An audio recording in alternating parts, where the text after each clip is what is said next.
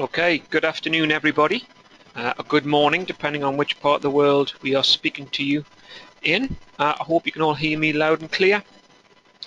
My name is David Lambert and I'm Joint Managing Director at Raytec. Just before we start today's webinar, which is a very exciting one, it's the first time we've ever put together a standard for measuring different illuminators' performance. Just want to go through 2 or 3 housekeeping points. So as everybody arrives in the webinar, they are muted, so you should not hear too much background noise, but don't be alarmed if we can't hear you when you start talking. There are 2 ways you can ask questions or ask for clarification as you go through the presentation. You can click on your name and raise a hand and you can ask a question.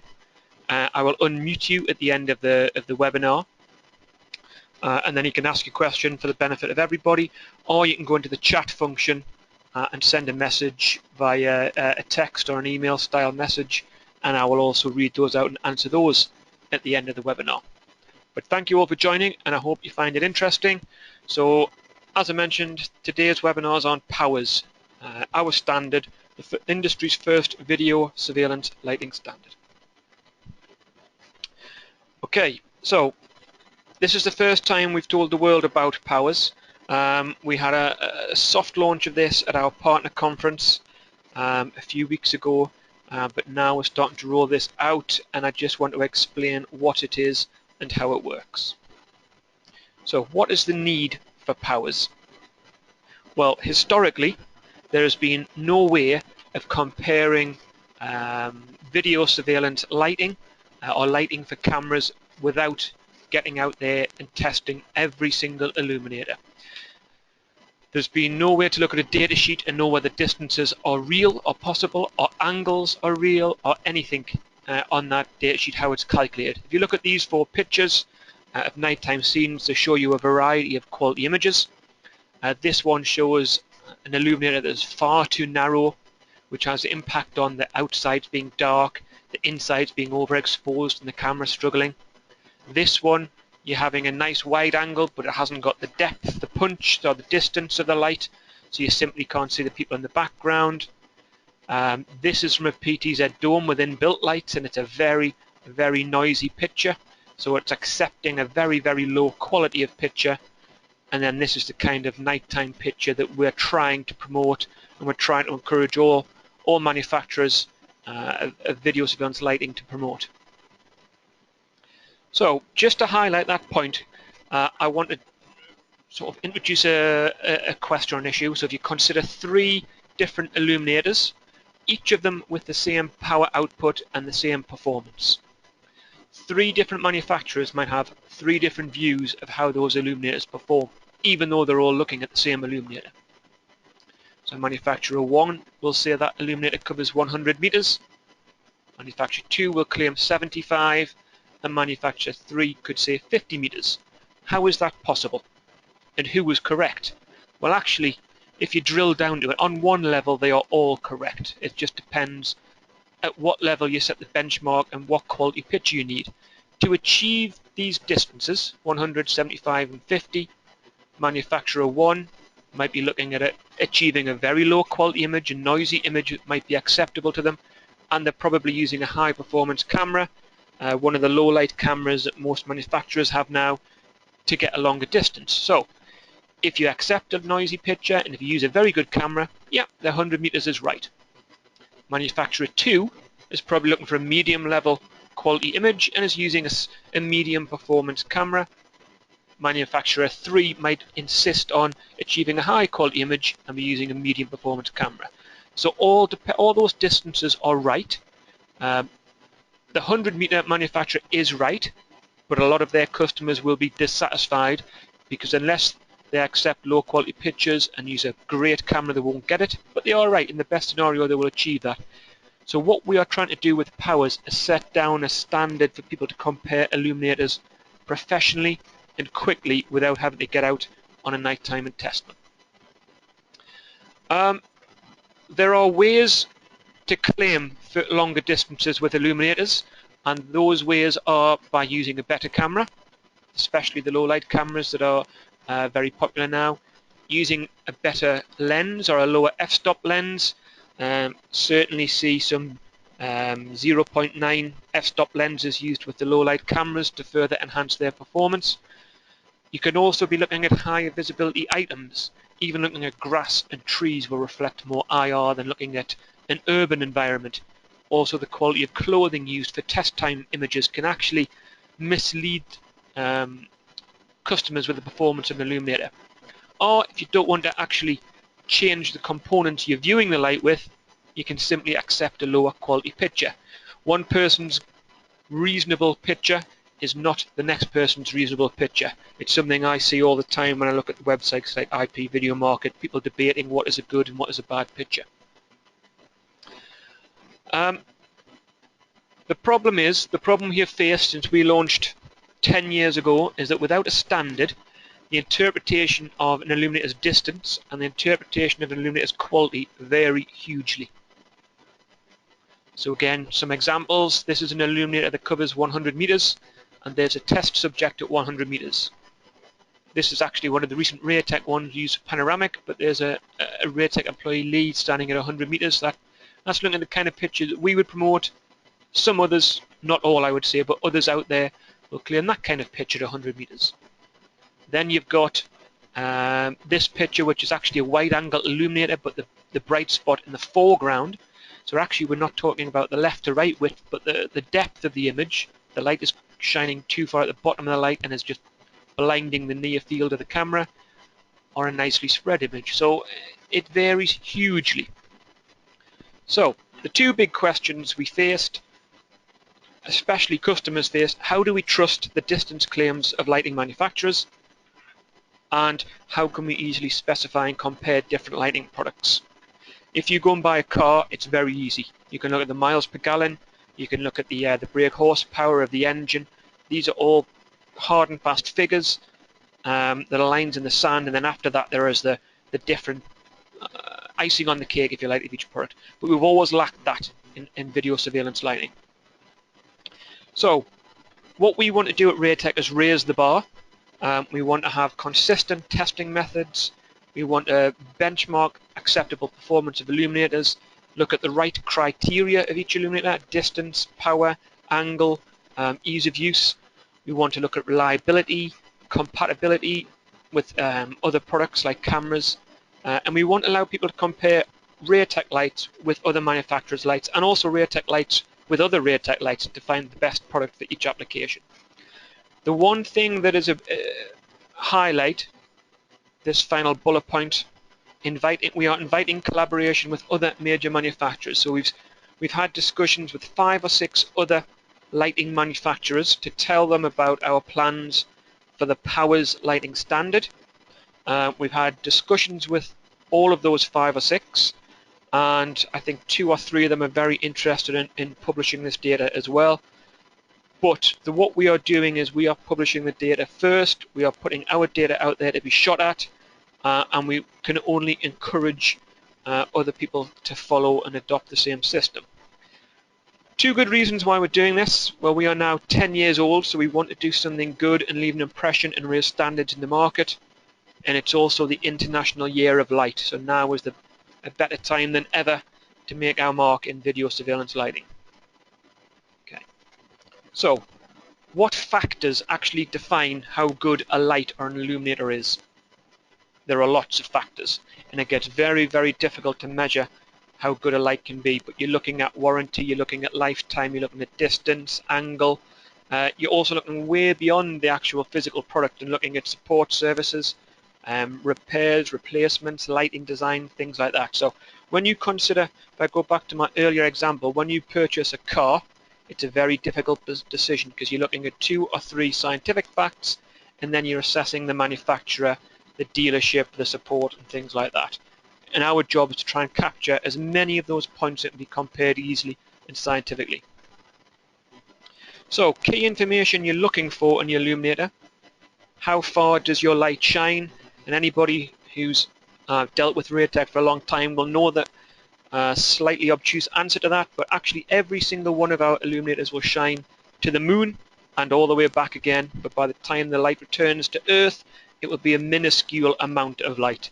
So it's not a case of how far will the light shine, but how much power do you need on scene to give good pictures. And the good thing is, with the new trend for low light cameras, you actually need a little bit less light on scene to give you good pictures. So you can look at it two ways. You can use a lower powered light, or you can get further distances with your cameras than you can ever achieve before. Angle, how wide will the light shine? Is it efficient? Is it reliable? Will it last time? Does the warranty stack up? What features does the light have? Does the manufacturer offer support to customers in design, replacement, field testing? Okay, those are the kind of key criteria we're looking at. And our answer to that, and the way that we will present that data for comparison, is the powers standard. And powers stands for P is your peak power, so the highest single point of power in your light, and that will be used to calculate your maximum distance. So you're not looking at the overall light output, you're looking at the highest individual point source of your light right in the very center of the beam. We're looking at overall power, so capturing every single bit of light that an illuminator emits. We're looking at the width and the angle that an illuminator provides. Environmental considerations, ROSH and reach and WEE and eye safety and things like that. Reliability of an illuminator, and any additional specifications or features an illuminator have. And those 6 points cover all of the main criteria to evaluate an illuminator without looking at the additional manufacturer's services. So look at each of those in turn, starting with peak power. And peak power, we measure every single one of our illuminators, and this is the open standard, so anybody can now do this. We measure it at the center point of the beam. So if you're looking at this illuminator, the middle point of the beam at a distance 3 meters away from the illuminator. You're talking about the middle point of the beam vertically and the middle point of the beam horizontally. And that power measurement, the middle point of your beam, is the basis for calculating your total distance achieved. How we achieve total distance and how we define image quality is a defined power of light on scene, and we've defined that, and we encourage everybody else to follow, as 0.35 microwatts per centimeter squared on scene. So we measure the power output of an illuminator. We use the inverse square law at 3 meters. We use the inverse square law to calculate at what distance the power of that illuminator will drop to below 0.35 microwatts per centimeter squared, and that is the given distance of all of our illuminators using the new powers standard. So we can absolutely scientifically guarantee you this amount of power on scene to get that kind of quality picture. We think that's the standard for receiving good pictures. If you want to achieve acceptable or adequate pictures, you can certainly get away with a lower light level, but then we would have to look at the distances again. But as a standard measurement, we'd be looking at a good level of light to achieve good quality of pictures. We'll also, that was peak power, which is used to calculate distance, but we also need to measure overall power. So not just the center point of the beam, but how much power in entirety and light each illuminator emits. So in the white light world, this is measured in a sphere, an integrating sphere. So you shine the light into a sphere, so you capture the light that shines back in every single direction. And we can measure that in white light. You might have seen the measurements in total lumen output for a white light illuminator. Well, actually, you can't measure lumens for infrared, but we can measure power in terms of watts, lighting watts outputted from an illuminator. And that is important to tell you. It tells you other things about how efficient your illuminator will be and how effective you are capturing and releasing the energy as light. We need to look at width and angle, and we will publish that data for all of our illuminators. If you compare these two pictures, these really highlight a problem in our industry, is that an angle of an illuminator is left open to interpretation. You might think an angle is a very scientific measurement. It's not. The question is where you draw the cutoff. And both of these illuminators you're looking at and seeing, both of these claim to be 120-degree wide illuminators. And the one on the left clearly clearly isn't. It might be measuring 120 degrees to get some light out the side, but there is a huge difference between the middle and the side of that scene. So we will nip that confusion in the bud and publish width and angle data for all of our illuminators, and I'll show you an example shortly. The way we will calculate our angle, if anyone's from a lighting background or been involved in lighting, they will recognize the phrase FWHM, so full width half maximum. And what that means is you have the angle of an illuminator down the bottom, and this is the angle both left and right. So in the center, you have your 0 degrees. To the left on this chart, you have angles 5 degrees to the left, 10 degrees, 15, 20, 25, and you have the same going to the right, 5, 10, 15, 20, 25. At the 0 angle, we measure power, and the maximum power is always at the 0 angle. Or let's say in most scenarios, it's at the 0 angle.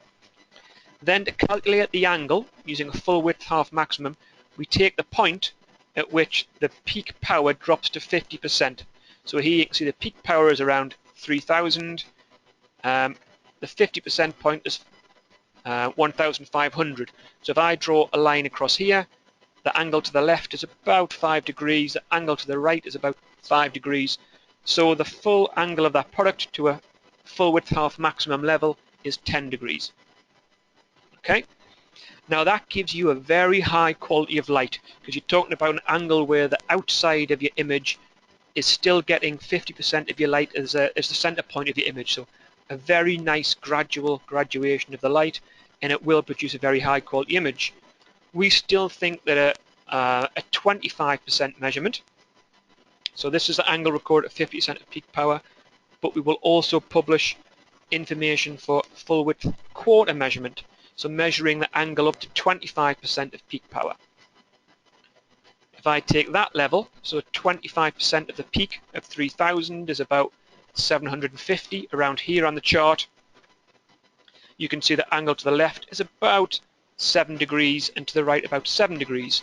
So if you were willing to have a 75% drop in light from the center to the outside of your beam, this illuminator will give you a 14-degree angle. So as part of the new power standard, we will publish both the full width half maximum and the full width quarter maximum angle output of all of our illuminators. Okay.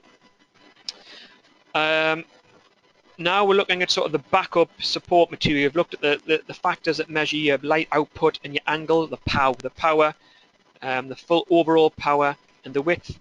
We also think you need to look at environmental considerations, especially when we're selling LED illuminators and providing them to a world that expects LEDs to offer significant energy and cost savings. So you need to look at your overall power consumption. So how much power does each illuminator take in to produce its light? Efficiency and efficacy, and so how much light you create from that power. Environmental standards, Roche, Reach and We. Every single one of our illuminators will have been tested to eye safety photobiological standards, and we will publish the eye safety levels for all of our illuminators.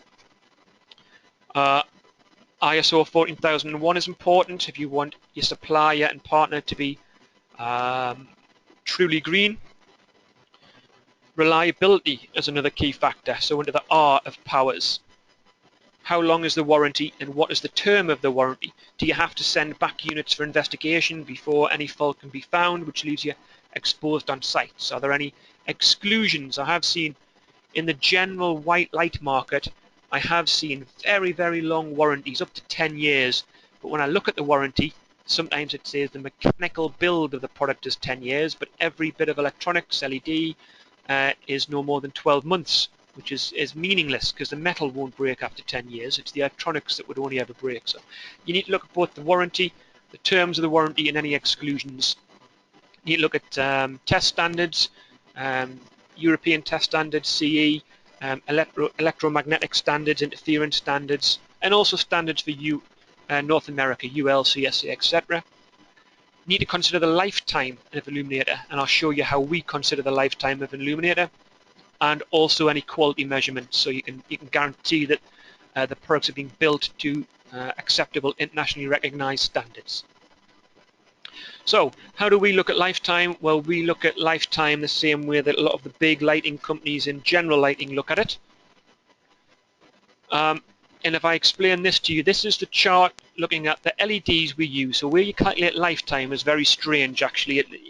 The standard way of looking at lifetime looks at the lifetime of the individual LEDs in an illuminator rather than the illuminator as a whole itself. And this looks at the LEDs we use in our illuminators, and you can see the lifetime in hours at the bottom: 1 hour, 10 hours, 100 hours, up to 100,000 hours. And this also looks at the LEDs can be driven at different temperatures: 45, 65. This is the junction temperature of the LED on the board, up to 125.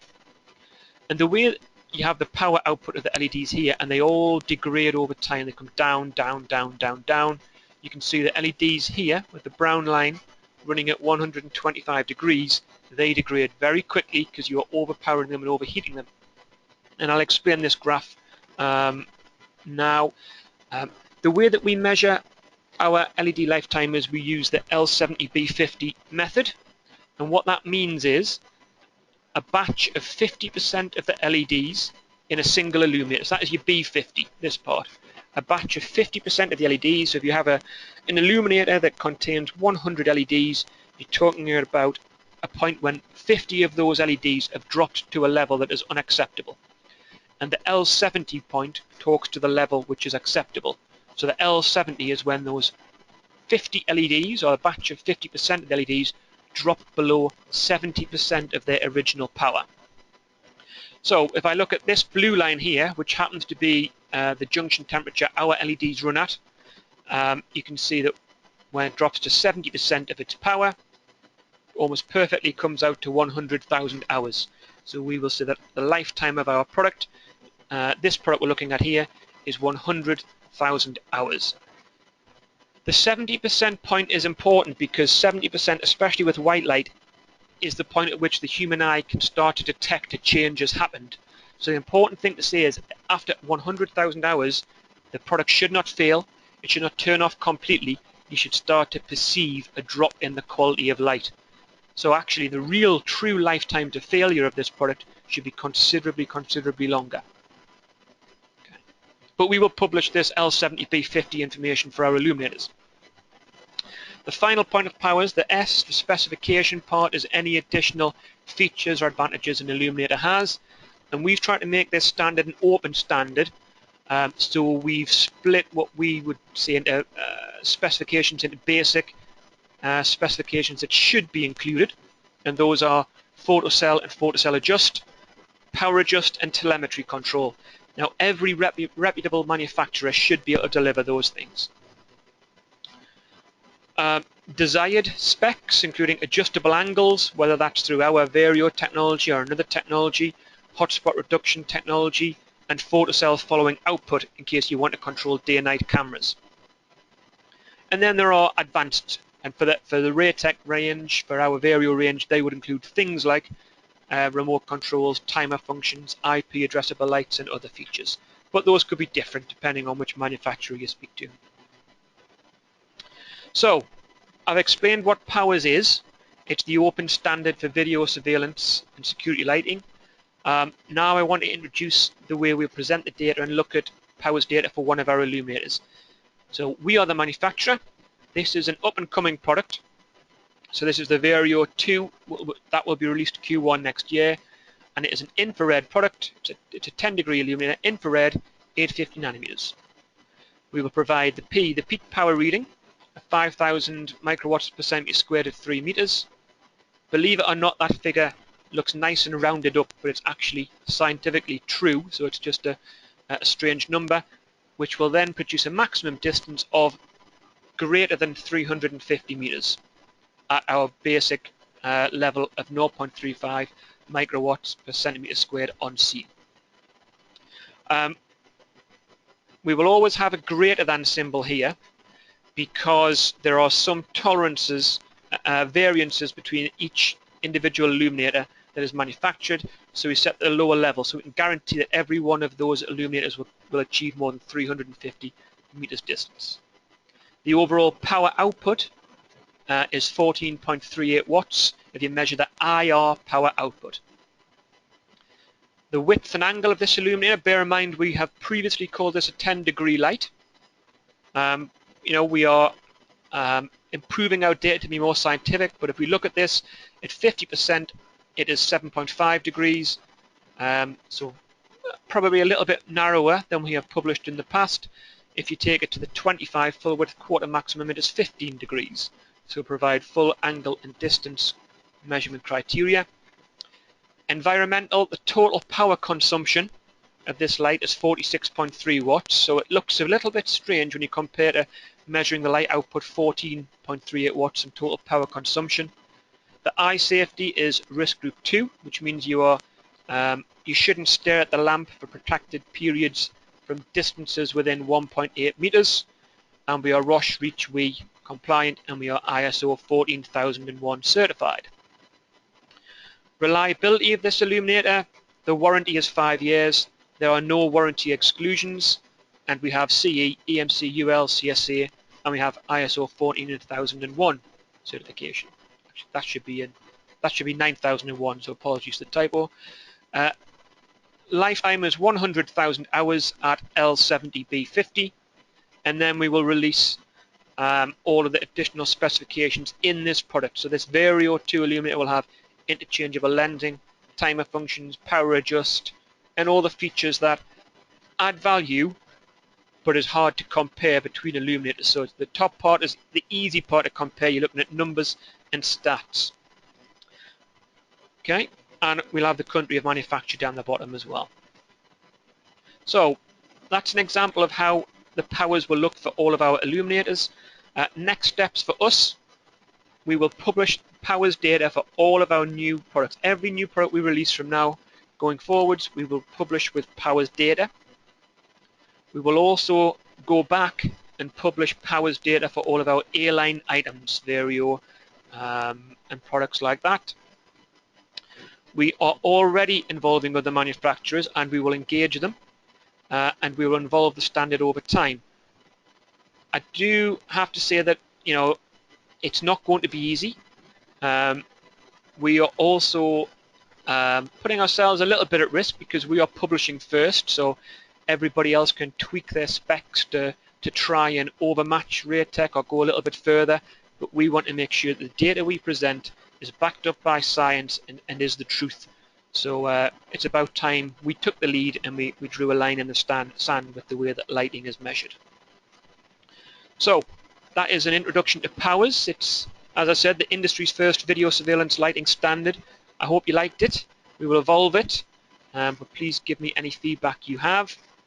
Final point, I would just like to say thank you very much for listening and attending. If anybody has any questions, you're welcome to raise your hand or type a message into chat. And just when I'm checking if anyone does have a question, I'd just like to say that our next webinar will be on the 27th of January, which includes new product releases from Raytec in the first half of 2016, which includes Vario 2, where I presented the powers data from today. So let me just check if anyone has asked any questions.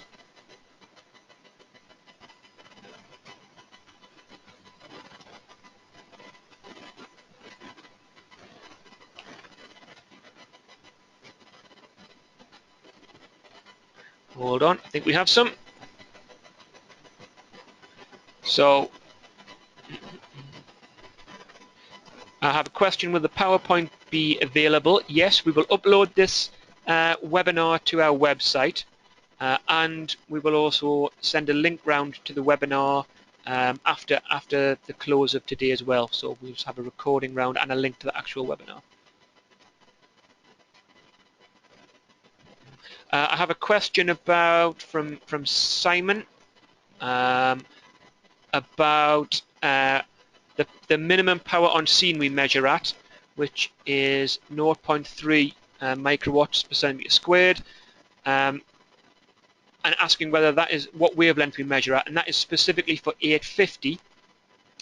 For 940, we will have to consider whether we raise the power on scene, which is not the intention, or we will just dramatically reduce the distances, but we will have to have a look at 940 measurements differently.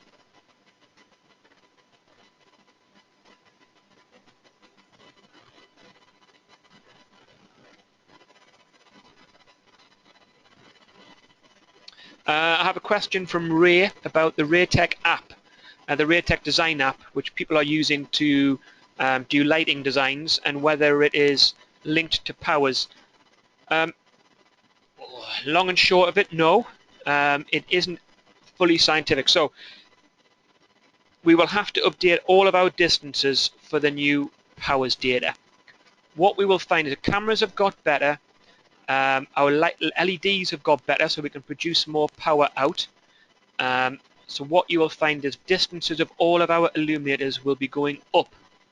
So, I mean, I'm representing Raytec as a manufacturer. The downside for Raytec means that small illuminators are now achieving the distances of more expensive, larger illuminators.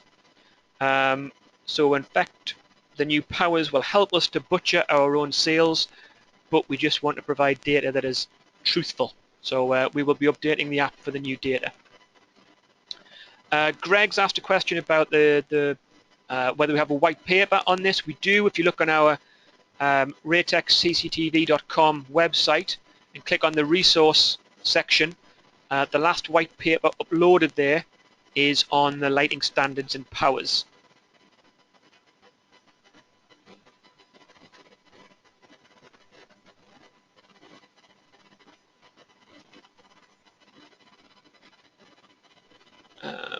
I'll just go through a few more of the questions. I have a question on what is Vario 2 that I presented the powers data for. We haven't released Vario 2 yet. It will be released in Q1 next year, but Vario 2 will be a significant upgrade to Vario in that it will include a higher power output, more efficient LEDs. It will include options to adjust the illuminator on the actual illuminator, buttons if you like, whereas the old Vario you had to use a remote control, so it's an extra level of security. You can use buttons on the illuminator and you can lock out the remote control.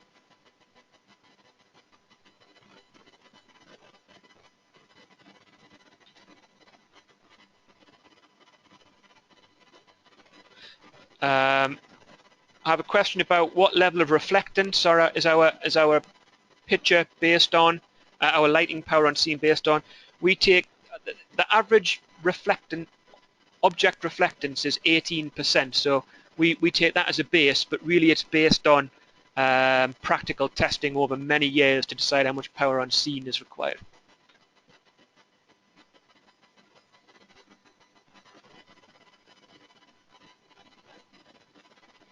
I've been asked a question about the UL class that we tested to, and I will have to, that's from Ian Bachelor. I'll have to send you that afterwards, Ian, because I'm afraid I'm not a certification guy, so I'll have to find the right code for that.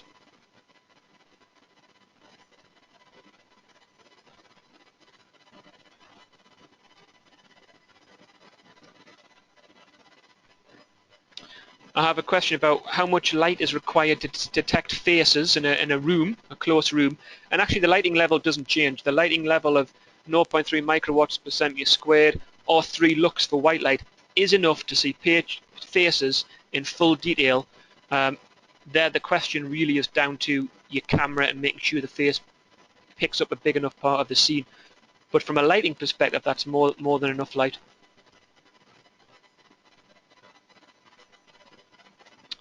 I have another question from Simon about the lifetime of other components in the illuminator and whether they last, because I talked about the lifetime of illuminator as 100,000 hours, but that is typically measuring the LEDs inside the illuminator rather than the overall product. And Simon's quite right, the weakest part of an illuminator actually isn't the LED, provided the LEDs are correctly mounted and powered on a heatsink. It's the electronics that drive the LED. So there are some flaws with the way lifetime data is presented, but all I would say is if you look at lighting standards out there, the lighting standards for white light are called L79, L80, and L80 is a way of the white light industry, so we're talking about juggernauts that do domestic lighting, street lighting, how they measure lighting, and it is bizarre for us, but they measure the lifetime illuminator purely on the individual LEDs. The electronics are weaker. We would have to look at those on a product-by-product basis and provide MTBF data and things like that, but I would say we would look for beyond 10 years life on every one of our illuminators generally. Okay, I think that pretty much covers everything, but thank you for your questions. I hope you found it interesting. My name was David Lambert, so if you do have any questions, feel free to email me after the webinar, and I'd just like to say thank you again for attending.